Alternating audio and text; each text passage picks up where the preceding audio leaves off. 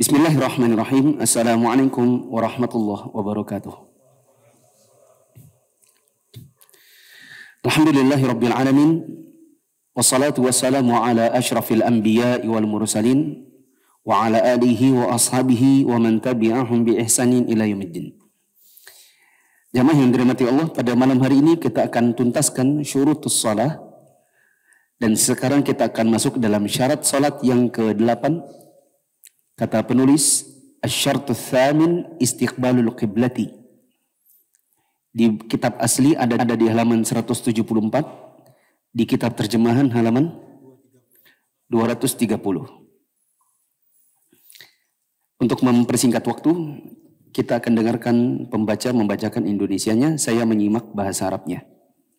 Silakan. Syarat salat yang ke-8, menghadap kiblat. Hal itu didasarkan pada firman Allah Subhanahu wa taala dalam surah Al-Baqarah ayat 144 yang artinya, firman Allah taala, qad nara taqalluba wajhika fis sama' falanuwalliyannaka qiblatan tardaha fawalli wajhaka syatral masjidil haram wa haitsuma kuntum fawallu wujuhakum syatrah. Sungguh kami sering melihat mukamu menengadah ke langit, maka sungguh kami akan memalingkan kamu ke kiblat yang kamu sukai. Palingkanlah mukamu ke arah Masjidil Haram, dan di mana saja kamu berada, palingkanlah mukamu ke arahnya. Nah, ini dalil pokok dari Al-Quran tentang kewajiban untuk sholat dalam keadaan menghadap kiblat.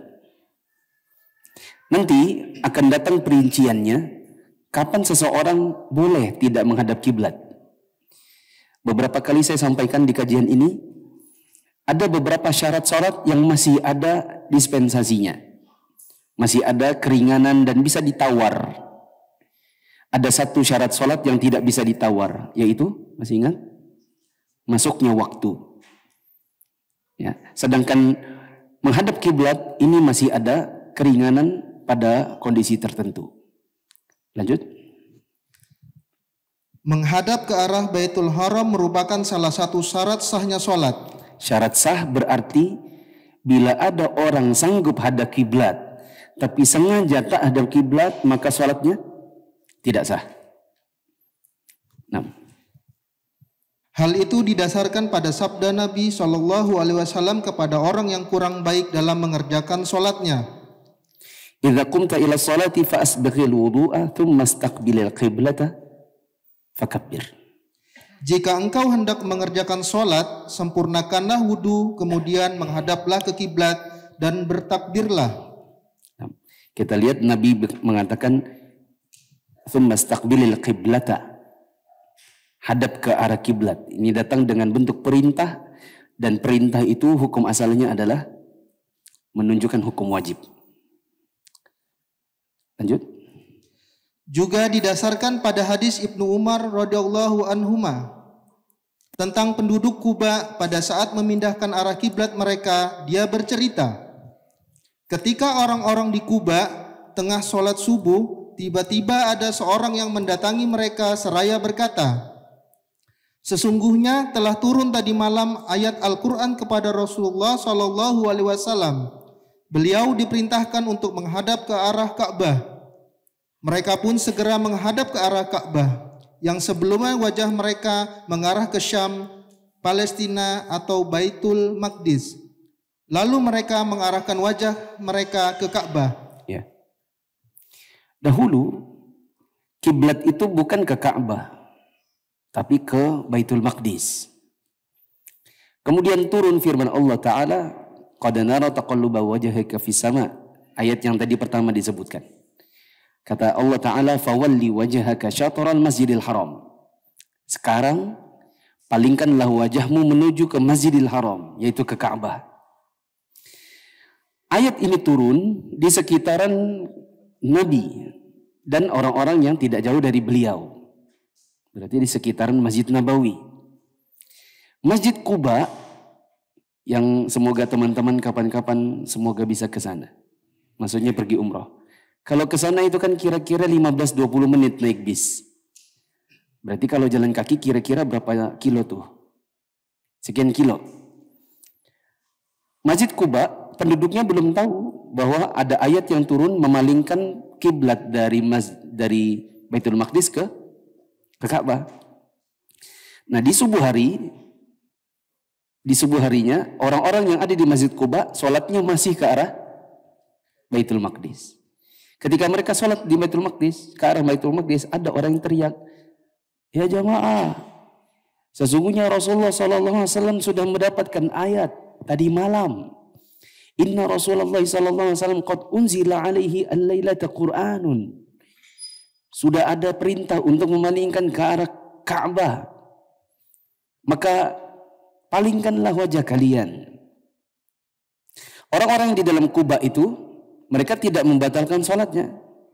Mereka cuma sekedar bergerak memutar menuju ke arah Ka'bah. Ya, bukan, oh iya kah? Kapan? Aduh, batal semua sholatnya. Imamnya batal, makmumnya batal. Tapi mereka memahami bahwa kiblat ini bisa dipalingkan begitu saja tanpa membatalkan sholat. Maka mereka semua berputar menuju ke arah Ka'bah. Nah, ini juga petunjuk bagi kita bahwa kalau kita sedang sholat dan ternyata arah Ka'bahnya salah, maka tidak usah dibatalkan. Cukup berpaling. Misal kita pergi keluar kota, nginep di hotel misalnya. Biasanya kan kalau mau sholat itu jangan langsung sholat tapi lihat di plafon. Ya enggak? Plafonnya kan biasanya ada panahnya tuh. Nah, anggap aja misalnya kita lihat, kita kira panahnya hadap sana, padahal sebaliknya. Waktu kita sholat tiba-tiba istri bilang, "Abi, salah itu kiblatnya. Terbalik. Justru di belakangnya." Ya, rupanya mata kita hari itu salah lihat panah. Ya, maka tidak perlu dibatalkan. Cukup berbalik saja. Ya, atau dia bilang hadap lemari. Nah, kita tinggal putar hadap lemari. Begitu. Lanjut. Serta didasarkan pada hadis Al-Bara bin Azib radhiyallahu anhu. Dia bercerita, "Kami pernah mengerjakan sholat bersama Nabi SAW menghadap ke Baitul Maqdis selama 16 bulan atau 17 bulan. Kemudian kami menghadapkan wajah kami ke Ka'bah." Berapa bulan? 16 bulan atau sekitar 17-an bulan. Nah, lanjut. Orang yang bisa melihat Ka'bah secara langsung wajib menghadap persis ke arahnya. Meskipun antara dirinya dengan Ka'bah terhalang sesuatu atau berada di posisi yang sangat jauh darinya. Dia harus menghadap ke arahnya dan berusaha semaksimal mungkin untuk melakukan hal tersebut. Namun demikian, kemelencengan yang tidak terlalu banyak tidak membatalkan sholat. Ya, ini bisa dikasih angka 1. Barang siapa yang mungkin untuk lihat Ka'bah, maka dia wajib untuk mengarahkan dirinya ke arah Ka'bah. Dan tidak boleh melenceng jauh. Bahkan kalau dia bisa lihat Ka'bah langsung, miring sedikit juga nggak boleh. Ya, semoga kapan-kapan yang belum pernah lihat Ka'bah, Allah mudahkan lihat Ka'bah. Ya, gini, perhatikan. Kalau kita pergi umrah atau haji misalnya, Ka'bah itu kita harus arahkan badan tepat ke tengahnya di porosnya. Tidak boleh misalnya Ka'bah ditambah hijir Ismail, lalu kita hadapi hijir Ismailnya, si batunya. Dan enggak menghadap ke poros tengahnya. Lagi pula, di dalam Masjidil Haram, semua keramiknya itu dibuat miring memusat ke arah tengah Ka'bah. Jadi kalau bingung hadapnya kemana, lihat saja keramiknya. Kemana keramiknya memanjang, ke situlah arah Ka'bah. Ya tentunya kalau orang sudah sholat, ketika mulai sholat tentu arahnya mana ketahuan. Cuma kemiringannya itu tepat atau tidak bisa dilihat dari keramiknya. Bisa dipahami ini? Tapi kalau dia memang betul-betul matanya bisa lihat Ka'bah, harus di tengahnya. Tidak boleh miring misalnya ke arah pintu yang mana. Ya. Kondisi yang lain adalah dia berada di dalam Masjidil Haram, tapi ada tembok-tembok yang menghalanginya. Atau misalnya dia berada di basement, dia tidak bisa lihat Ka'bah karena dia ada di lantai bawah atau dia di lantai atas, tidak langsung di tempat tawafnya. Maka dia harus memalingkan dirinya ke arah Ka'bah, meskipun ternyata ada inhiraf al-yasir, ada sedikit melenceng. Ya, tetapi kalau tidak mau melenceng supaya tepat, ya tinggal lihat apa tadi? Lihat apa? Keramiknya. Begitu. Lanjut. Hal itu didasarkan pada hadis Abu Hurairah radhiyallahu anhu. Dia berkata, Rasulullah Shallallahu alaihi wasallam pernah bersabda, "Ma bainal masyriq wal maghribi qiblah." Antara timur dan barat terdapat kiblat. Ya. Ini maksudnya adalah di antara timur dan barat itu ada kiblat. Ini ada keringanan bagi orang yang sudah berusaha untuk mengarahkan dirinya ke arah Ka'bah, tapi ternyata agak sedikit melenceng. Begitu. Lanjut. Saya pernah mendengar yang mulia Imam Syekh Abdul Aziz bin Abdullah bin Baz rahimahullah berbicara tentang hadis ini. Dia mengatakan, hadis ini sahih.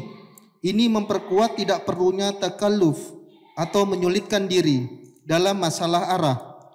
Bahwasanya kapanpun seorang sholat menghadap ke arah kiblat, namun agak sedikit melenceng darinya, seperti ini atau seperti itu, maka hal itu tidak mengapa. Ya. Ini istidlalnya Syekh bin Baz. Hadis yang tadi, ma bainal masyriq wal maghribi qiblah, itu hadisnya sahih. Karena hadisnya sahih, ini menunjukkan kepada kita ya, tidak perlu takalluf, tidak perlu terlalu berlebihan dalam menentukan arah kiblat. Apabila ada orang sudah berusaha dengan kemampuannya menuju ke arah kiblat, ternyata ada inhiraf sedikit, maka insya Allah tidak memudaratkannya. Lihat ya, inhiraf sedikit, melenceng dikit. Nah, teman-teman yang suka ikut kajian di apa namanya, Anasai Somber, kan lihat kan, kalau ikut keramik kan lurus, tapi kalau mengikuti selotip lakban hitamnya itu miring dikit, sehingga jadi agak susah membedakan antara orang yang betul-betul lurus dengan yang sedikit miring. Ya, maka insya Allah dua-duanya sah salatnya. Yang agak lurus dengan yang agak miring, insya Allah dua-duanya sah. Tapi kalau memang masih memungkinkan untuk yang ikut yang miring, ikut saja yang miring, karena itulah yang ditetapkan oleh Kemenak. Lanjut. Dengan demikian, arah di mana dia menghadap adalah kiblat. Demikian pula halnya dengan buang hajat. Boleh menghadap ke timur, barat, utara, atau selatan, sesuai dengan arah yang dituju yang tidak mengarah ke kiblat. Oh, boleh ke timur, ke barat, yang tidak tidak sejalur, tidak sejajar dengan kiblat. Loh, kiblat kita kan timur barat, gitu ya. Maka kita jawab, ini maksudnya Syekh adalah keumumannya orang. Karena di Madinah itu kiblatnya bukan ke barat. Orang Madinah kiblatnya kemana? Ke selatan. Dan kitab ini kan dikaji di berbagai belahan dunia.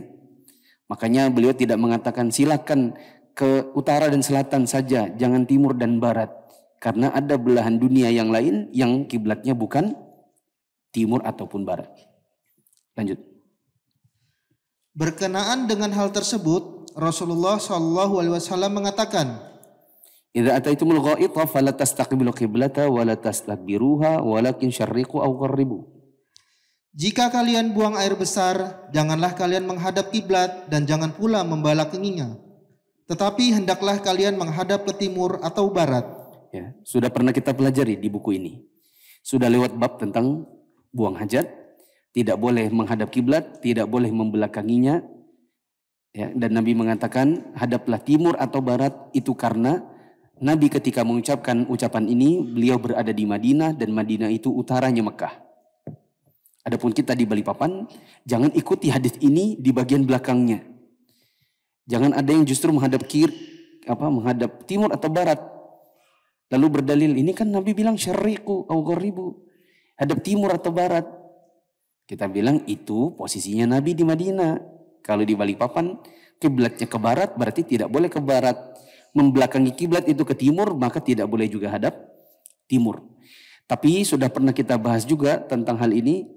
Apakah ini hanya berlaku untuk orang yang berada di lapangan terbuka? Ataukah ini juga berlaku untuk orang-orang yang ada di rumah, yang kamar mandinya punya dinding-dinding? Ya, sudah kita lewati masalah ini, dan pendapat yang lebih tepat, selama masih bisa bikin kamar mandi yang tidak hadap kiblat, tidak membelakanginya, maka buatlah. Selama masih bisa buang air kecil atau buang air besar yang tidak menghadap kiblat, maka lakukan. Kita tinggalkan itu karena itu bab qada hajat. Ya, sekarang bab sholat. Sekarang adalah kondisi kedua. Tadi kondisi pertama, orang yang bisa menentukan kiblat dengan melihatnya langsung. Berikut ini ada kondisi-kondisi yang lain yang tidak menghadap kiblat atau menghadap kiblat tapi ada keringanan. Silakan. Syarat menghadap kiblat itu menjadi gugur karena beberapa alasan dengan kondisi berikut ini. Yang pertama, jika seorang telah mengerahkan seluruh tenaganya untuk mencari arah kiblat, lalu dia mengerjakan sholat ke arah yang diyakininya, tetapi ternyata arah kiblatnya itu salah. Hal itu didasarkan pada firman Allah Subhanahu wa taala dalam surah At-Taqabun ayat 16. Fattakullah mastata'tum. Dan bertakwalah kepada Allah sesuai dengan kemampuan kalian. Juga didasarkan pada firman Allah Subhanahu wa taala dalam surat Al-Baqarah ayat 286. La yukallifullahu nafsan illa wus'aha. Allah tidak membebani seseorang kecuali sesuai dengan kemampuannya. Juga didasarkan pada hadis Ibnu Umar radhiyallahu anhuma mengenai sholatnya penduduk Kuba yang menghadap ke arah Syam, lalu mereka diberitahu bahwa Allah telah memerintahkan nabinya sallallahu alaihi wasallam untuk menghadap ke Masjidil Haram. Mereka pun segera menghadap Ka'bah sedang mereka dalam sholat. Bukti yang menguatkan argumen di atas dalam menguatkan hadis ini adalah bahwa mereka tetap berada dalam sholat mereka dan tidak menghentikan sholat mereka, tetapi mereka langsung berputar ke arah Ka'bah dalam sholat mereka itu. Ini yang tadi saya bilang, orang-orang yang diberitahu, jamaah, tadi malam sudah turun ayat, itu mereka tidak membatalkan sholat, tapi cuma sekedar memutar saja. Lanjut. Telah diriwayatkan dari Amir bin Rabi'ah radhiyallahu anhu bahwasanya dia bercerita, kami pernah bersama Nabi Shallallahu alaihi wasallam pada suatu malam yang sangat gelap sehingga kami kesulitan untuk menentukan arah kiblat. Lalu kami mengerjakan sholat. Setelah matahari terbit ternyata kami telah mengerjakan sholat ke arah yang bukan kiblat. Lalu turunlah firman Allah dalam surat Al-Baqarah ayat 115. Fa inna tuwallu fathamma wajhullah. Maka kemanapun kamu menghadap, disitulah wajah Allah. Saya pernah mendengar Imam Abdul Aziz bin Abdullah bin Bas rahimahullah berbicara tentang hadis ini. Dia mengatakan, menurut para ulama, hadis ini doif, tetapi makna yang dikandungnya adalah sahih. Hal ini didukung oleh keumuman dalil-dalil dan dasar-dasarnya yang diikuti dalam syariat. Maka bertakwalah kepada Allah sesuai kemampuan kalian. Ya. Jadikan ini sebagai kondisi kedua. Tadi kan kondisi satu. Sudah lewat ya. Kondisi dua, ada orang sudah berusaha untuk menghadap kiblat, tapi ternyata salah. Sudah berusaha untuk mencari arah kiblat, tetapi salah. Semisal, ada orang di gunung, entah camping, entah hiking atau yang semacam itu. Ya, dia berusaha untuk menentukan arah kiblat misalnya dengan melihat matahari atau semacam itu atau pakai kompas. Ya. Sudah selesai sholat, kemudian sudah selesai kegiatan di atas, turun, ketemu dengan apa namanya kalau di bawah itu penjaganya. Ya. Terus dia penasaran gitu, Pak, Tadi saya naik di gunung itu yang di bagian anu dan anu, itu tadi saya hadap ke anu. Itu benar nggak ya sholatnya ya? Oh salah mas. Itu harusnya ke anu mas. Tapi sudah terlanjur sholatnya. Maka berdasarkan firman Allah, fattakullah masata'tum, la yukallifullahu nafsan illa usaha. Perbuatan para makmum di Kuba yang kemudian hanya memutar tanpa membatalkan sholat, itu menunjukkan bahwa sholat yang tadi sudah terlanjur dikerjakan dengan kiblat yang salah, padahal sudah berusaha, maka sholatnya sah. Tadi ada hadis, tapi hadis ini dhaif, maknanya yang sahih. Ada riwayat dari Amir bin Rabi'ah bahwa pada suatu malam mereka sholat bersama Nabi dalam keadaan kesulitan karena gelapnya malam. Sulit untuk menentukan kiblat. Ya, lalu kemudian mereka sholat dan baru sadar setelah terbit matahari bahwa mereka sholat bukan menghadap kiblat. Kemudian turun firman Allah, fa inna ma tuwallu fathamma wajhullah. Tetapi hadis ini sekali lagi adalah hadis yang dhaif. Nah, tidak bisa dijadikan dasar, tetapi dia mendukung makna dari perbuatan ahli Kuba. Nah, tapi gini teman-teman, perhatikan dulu. Ini gimana ya ngomongnya? Dalam menentukan arah kiblat, sebagian orang itu sudah berusaha dengan metodologi yang benar, dan ada sebagian orang yang sudah berusaha tapi metodologinya memang salah. Saya pernah cerita di kajian ini, saya pernah pergi umroh. Kemudian karena baru sampai dan hampir sholat maghrib, kita belum sholat asar, maka kita segera sholat masing-masing di kamar. Kebetulan hotel yang kita nginapi itu nggak ada di plafonnya panah kiblat. Maka saya pun turun ke resepsionis, lalu kemudian saya melihat mana ya itu Zamzam Tower. Kita lihat, oh ke sana, tak hafalin nih, pakai tangan gini. Naik ke lift, tangannya nggak boleh berubah, ke sini gitu. Jadi saya berijtihad dengan menggunakan arah Zamzam Tower. Akhirnya sampai di kamar, anggaplah saya menghadap ke pintu. Sholatlah saya. Pas sudah selesai sholat, turun ke bawah. Ya. Dan ketika menuju ke Masjidil Haram, saya lihat di depannya hotel ternyata ada masjid. Dan setelah saya lihat, oh ini ada masjid. Tadi saya nggak ngelihat. Saya lihat, oh kiblatnya ke sana. Saya ingat-ingat, belok sini, belok sana. Loh, ternyata arah yang saya tentukan tadi dengan menggunakan matok kepada Zamzam Tower salah. Ya, itu berarti saya telah berusaha untuk menentukan arah kiblat dengan metodologi yang salah. Metodologi yang benar harusnya apa? Lihat mihrab atau arah kiblat masjid di sekitar. Bila ada, tentukan dengan arahnya si masjid itu. Begitu.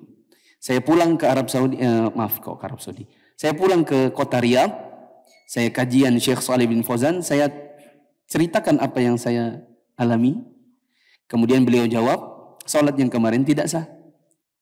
Alasannya adalah karena memang sudah berusaha untuk menentukan kiblat, tapi caranya salah. Kata beliau, cara yang benar adalah satu, lihat masjid di sekitar. Bila tidak ada, tanya orang di sekitar. Di hotelnya kan ada resepsionis. Kenapa tidak tanya resepsionis? Bukan mana tower, apalagi Zamzam Tower besar. Yang kita tunjuk itu Zamzam Tower, dan Zamzam Tower itu bukan kiblat. Memang dia paling tinggi bangunannya. Itu memang yang paling kelihatan. Tapi tidak bermakna itu kiblatnya. Karena karena Ka'bah di sebelahnya lagi. Ya atau tidak?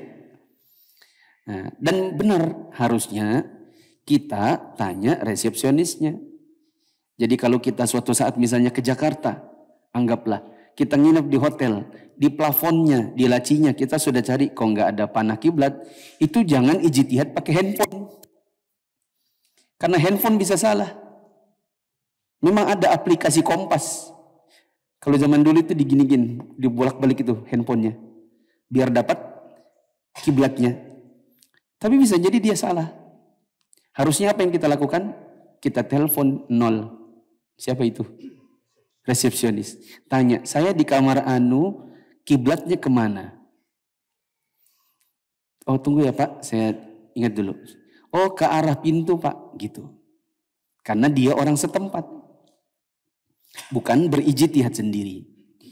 Jadi mungkin kalau bisa diberi catatan, yang kondisi dua ini, idza jatahada fi istiqbalil qiblati taqatahu thumma shalla fa akhta. Orang yang sudah berusaha semaksimal mungkin untuk menentukan arah kiblat, ternyata salah. Diberi catatan di situ bila metodenya benar. Metodenya benar, hasilnya salah, maka dimaafkan. Bila metodenya memang sudah salah, hasilnya salah, maka tidak dimaafkan. Harus diulang. Bisa dipahami?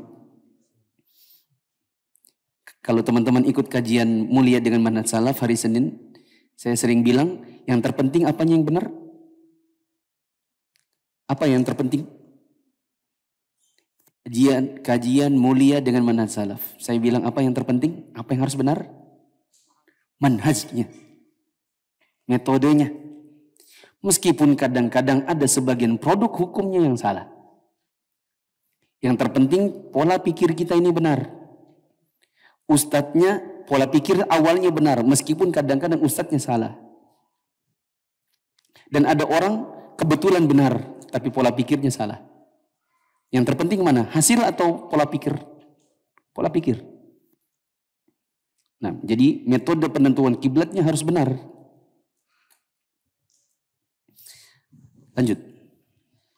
Yang wajib dilakukan oleh seorang musafir jika telah datang waktu sholat adalah berusaha untuk mencari arah kiblat, kemudian mengerjakan sholat sesuai dengan ijtihadnya. Ya, ijtihadnya pakai apa? Tadi sudah saya katakan, ijtihadnya yang benar mencari arah masjid di sekitarnya. Seperti apa masjid itu? Atau bila dia tidak tahu, maka dia bisa bertanya kepada orang setempat. Lanjut. Jika setelah sholat dia mendapatkan bahwa arah kiblatnya itu salah, sholatnya itu sudah cukup baginya. Karena dia telah menunaikan kewajiban yang dibebankan padanya. Ya. Bila metodenya benar. Sekali lagi. Bila salah karena metode yang salah, maka salah. Lanjut. Seorang mujtahid berusaha mengenali arah kiblat melalui mikrop yang ada di masjid atau kompas, atau menanyakan kepada seseorang jika orang yang bisa menunjukkan, atau dengan apa saja yang bisa dipergunakan. Ya, tapi ingat kompas ada kadang salahnya. Apalagi kompasnya handphone. Kompas aplikasi. Udah salah, ternyata dia baru lihat, ternyata tidak ada data. Datanya habis. Tidak ada kuota. Jadi tadi dia putar-putar handphonenya tanpa data. Lanjut. B. Orang yang tidak mampu, misalnya orang buta yang tidak mengetahui arah kiblat dan tidak juga mampu menentukannya, orang sakit yang tidak dapat bergerak dan tidak ada orang yang membantu menghadapkan wajahnya ke kiblat, demikian juga orang yang ditawan dan diikat dengan menghadap ke arah selain kiblat. Dengan demikian, kiblat ketiga orang tersebut adalah arah mana saja yang mereka mampu menghadapkan wajahnya. Ya. Ini di tulisan kita kasih tulisan kondisi 3. Kondisi 3 adalah yang memang tidak mampu untuk menghadap kiblat sama sekali. Ini memang B di buku ya. Bila kita tambahkan dengan yang awal-awal tadi, ini kondisi berapa? Kondisi 3. Yaitu indal ajaz. Memang ketidakmampuan. Contoh, orangnya buta. Dan orang buta ini tidak punya penuntun dalam menghadapkan dia ke arah kiblat. Tentu kalau orang buta itu pergi ke masjid, dia pasti benar. Karena pasti ada yang mengarahkan dirinya. Tapi kalau orang buta ini misalnya pergi ke gunung. Misalnya si buta dari Gunung Hantu. Ya, tapi dia muslim. Dia tinggal di sana sendiri, tidak ada keluarga. Dan di matanya itu cahaya itu datang dari mana? Dia berijtihad dengan cahaya sebatas yang sampai di matanya. Ya, maka itu dimaafkan untuk dirinya. Begitu juga di sini dikatakan ada orang sakit yang tidak bisa bergerak, misalnya karena lumpuh, dan dia tidak punya keluarga yang memindahkan posisi badannya. Kita sering dengar ada misalnya berita si fulan, fulanah kasihan sebatang kara digubuk sendirian dalam keadaan lumpuh, tidak ada keluarganya. Misalnya dia muslim, dia sholat tapi sholatnya di atas ranjang, ya, dalam keadaan di situ BAB, di situ BAK, di situ tidur, di situ juga sholat dalam keadaan tidak menghadap kiblat, maka dimaafkan untuknya. Begitu juga orang yang dipenjara, ditawan, lalu diikat dan badannya diarahkan ke yang bukan kiblat, maka baginya sah untuk tidak menghadap kiblat. Dalilnya adalah fattaqullaha masata'tum, dan firman dan sabda Nabi SAW, fa idza amartukum bi amrin fa'tu minhu masata'tum wa idza nahaitukum an syai'in fad'u. Jika aku diperintahkan kalian untuk mengerjakan sesuatu, maka kerjakanlah perintah itu sesuai dengan kemampuan kalian. Jika aku dilarang kalian mengerjakan sesuatu, tinggalkanlah perbuatan itu. Ya. Lanjut. C. Pada saat benar-benar takut akan keselamatan diri dan harta benda. Pada saat itu, orang yang takut itu boleh menghadap ke arah mana saja yang dia mampu lakukan. Ya, ini kondisi 4.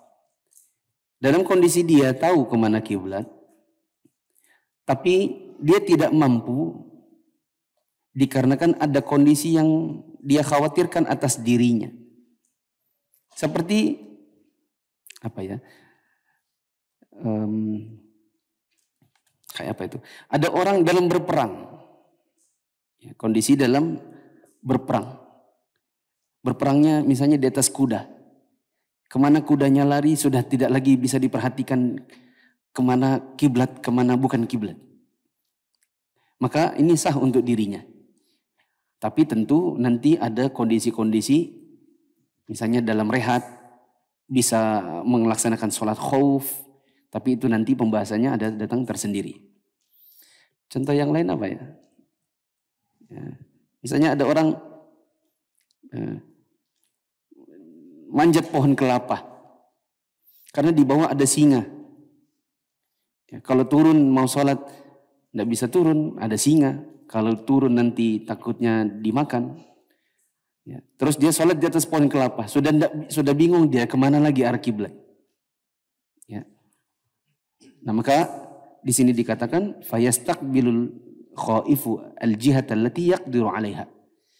Maka orang yang ketakutan ini dia bisa menghadap ke arah kiblat yang dia mampu. Menghadap ke arah yang dia mampu. Nah. Hal itu didasarkan pada firman Allah Subhanahu wa taala dalam surat Al-Baqarah ayat 239. Fa in khiftum farijalan aw rukbana. Jika kalian dalam keadaan takut atau bahaya, maka sholatlah sambil berjalan atau berkendaraan. Juga didasarkan pada sabda Nabi SAW berikut ini. Apa bahasa Indonesianya? Jika aku perintahkan kalian untuk mengerjakan sesuatu, kerjakanlah perintah itu sesuai dengan kemampuan kalian. Lanjut. D. Sholat sunnah di atas kendaraan. Ini kondisi 5. Sholat di atas kendaraan, tapi sholat sunnah. Tapi sholat sunnah. Yang perlu di-highlight sholat sunnahnya. Karena ini bukan sholat wajib. Ini sholat sunnah. Saya beri contoh. Di Jakarta macet, terjebak macet di dalam tol. Ya, bolehkah dia mengerjakan sholat maghrib, sholat isya di tol, padahal mobilnya tidak hadap kiblat? Jawabannya tidak boleh.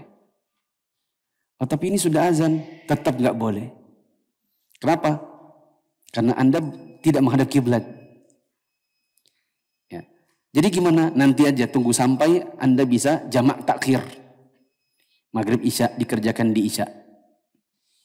Tapi kalau begini kondisinya. Dia keluar dari kantor setelah sholat maghrib di kantor. Tapi dia belum ba'diyah maghrib. Belum ba'diyah maghrib. Masuk mobil, masuk ke tol, terjebak di dalam tol. Bolehkah dia sholat ba'diyah maghrib? Mobilnya nggak ada kiblat. Jawabannya boleh. Ini sholat apa? Sunnah. Coba dibaca. Pendapat ini didasarkan pada hadis Amir bin Rabi'ah radhiyallahu anhu. Dia bercerita, aku pernah menyaksikan Nabi SAW mengerjakan sholat di atas kendaraannya dengan menghadap ke arah yang beliau tuju. Ya, maksudnya adalah sholat sunnah. Terus? Imam Al-Bukhari menambahkan, Rasulullah SAW tidak pernah melakukan hal tersebut dalam sholat wajib. Ya, untuk sholat wajib tidak boleh. Lanjut. Dari Jabir radhiyallahu anhu dia bercerita, Rasulullah SAW pernah mengerjakan sholat di atas kendaraannya dengan menghadap ke arah yang dituju. Jika beliau hendak menunaikan sholat wajib, beliau turun dan menghadap ke arah kiblat. Nah, untuk sholat wajib harus ada kiblat. Beri catatan di sampingnya. Di samping situ ditulis. Kecuali tidak mungkin sama sekali. Kecuali tidak mungkin sama sekali. Seperti sholat subuh di pesawat. Seperti sholat subuh di pesawat. Kalau sholat subuh di pesawat,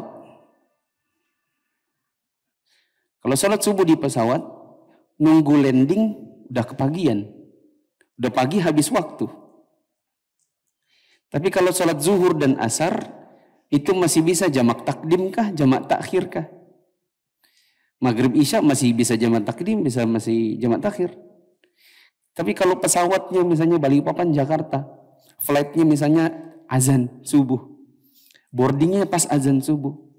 Kalau kita sholat subuh dulu nanti ditinggal sama pesawat. Tapi kita masuk pesawat kita belum sholat subuh. Jadi bagaimana? Sholat subuhnya di pesawat. Tapi kan nggak hadap kiblat, nggak apa-apa.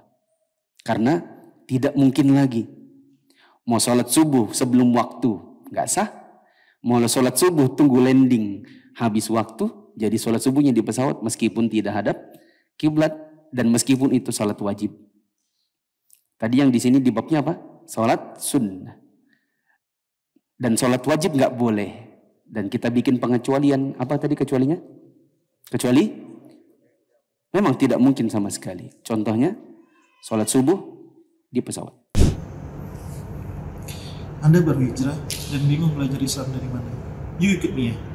Mufid Islamic Academy atau MIA adalah sebuah program pembelajaran Islam melalui pembahasan kitab-kitab para ulama yang dibahas secara terstruktur dan berjenjang. Untuk informasi lebih lanjut tentang pendaftaran, teman-teman bisa mengakses di media sosial Mufid TV Official, baik yang ada di Telegram, YouTube, Instagram, maupun di Facebook. Assalamualaikum warahmatullahi wabarakatuh.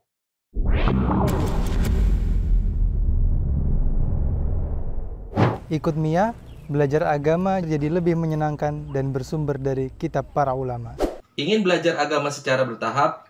Yuk ikut MIA, belajar secara runut dari kitab-kitab ulama.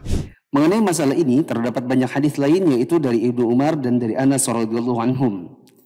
Dari Anas radhiyallahu anhu, jika Rasulullah SAW melakukan perjalanan kemudian hendak menunaikan sholat sunnah, maka beliau menghadapkan wajah dan juga binatang tunggangannya ke arah kiblat dulu, lalu beliau bertakbir, selanjutnya beliau melanjutkan sholatnya ke arah mana saja binatangnya menghadap. Saya pernah mendengar Imam Abdul Aziz bin Baz rahimahullah berbicara tentang masalah hadis ini.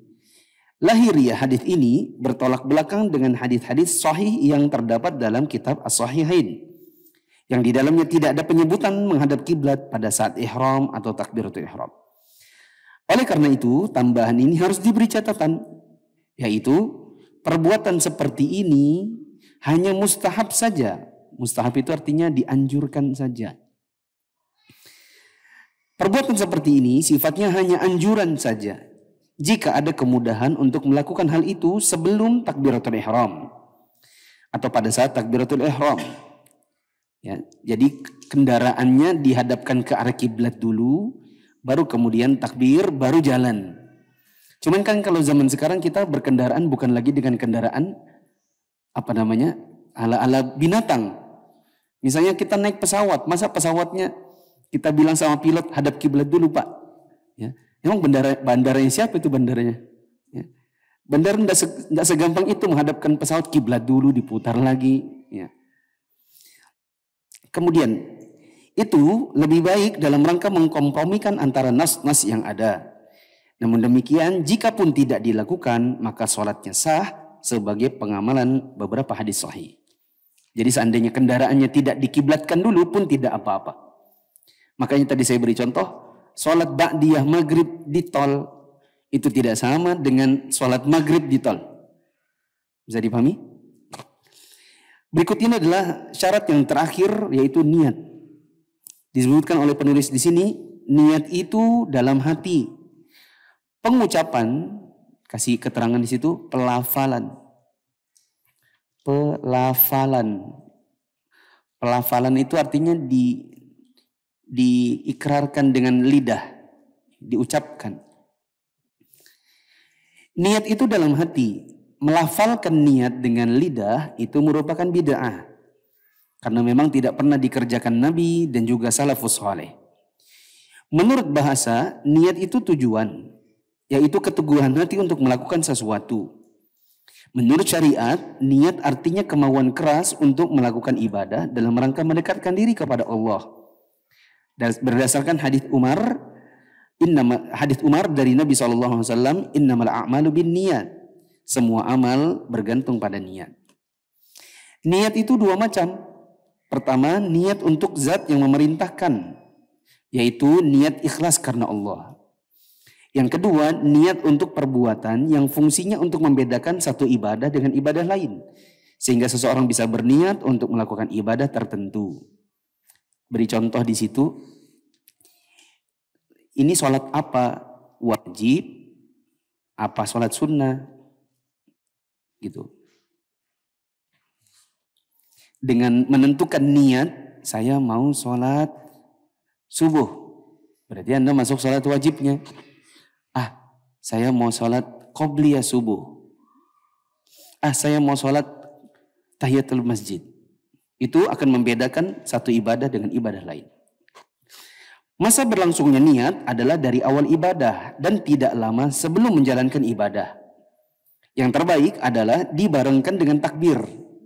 Ini dikasih stabilo. Yang terbaik adalah dibarengkan dengan takbir. Sambil takbiratul ihram itu niatnya dihadirkan. Ini yang paling baik. Kalaupun tidak, maka tidak mengapa. Dalam niat sholat, disyaratkan untuk menyebutkan sholat yang akan dikerjakan di dalam hati. Zuhur, asar, jumat, witir, sholat sunnah atau lainnya. Untuk membedakan yang satu dengan lainnya. Boleh juga hanya dengan berniat sholat jika sholat yang akan dikerjakan itu adalah sholat sunnah mutlak. Tidak diragukan lagi bahwa sholat merupakan ibadah yang agung yang harus menerima syarat-syarat berikut ini, yaitu ikhlas dan mengikuti Nabi SAW. Ikhlas didasarkan pada sabda Nabi, innamal a'malu bin niat. Sedangkan mengikuti Nabi didasarkan pada sabda Nabi, man ahdatha fi amrina hadza ma laysa minhu fahuwa raddun. Barang siapa mengada-ngada dalam agama yang tidak ada landasannya, maka ditolak. Dalam riwayat Muslim disebutkan, man amila amalan laisa alaihi amruna fahuwa raddun. Barang siapa mengerjakan suatu amal yang bukan perintah kami, maka dia tertolak. Jadi ringkasnya di nomor 9 ini, kalau kita mau sholat, maka syarat sahnya menurut penulis adalah niat dalam hati. Dan tidak usah dilafazkan usolli bla bla bla. Karena Nabi dan para sahabat dulu tidak mengerjakan atau tidak mengajarkannya. Dan niat ini yang terbaik adalah dilafazkan bersamaan dengan, kalau dilafazkan. Yang terbaik niat ini dihadirkan bersama dengan takbiratul ihram. Tetapi bila pun tidak, maka insya Allah tidak mengapa. Karena kebanyakan dari kita bukan seperti itu juga dalam pelaksanaan. Kadang-kadang kita keluar dari rumah, kita ditanya sama istrinya mau kemana, kita jawab mau ke masjid. Kalau dia tanya lagi, emang ke masjid mau ngapain? Jawabannya apa? Sholat. Itu sudah menunjukkan apa? Adanya niat. Insya Allah di minggu yang akan datang kita akan kajian di sini, tetapi dengan bab tentang puasa, maka buku ensiklopedi sholatnya tidak usah dibawa. Ya, cukup bawa catatan atau buku-buku yang berkenaan dengan puasa Ramadan. Insya Allah kajian bersama Al-Ustaz Abu Yaman dan saya, insya Allah. Subhanakallahumma wa bihamdika asyhadu an la ilaha illa anta astaghfiruka wa atubu ilaik. Wassalamualaikum warahmatullahi wabarakatuh.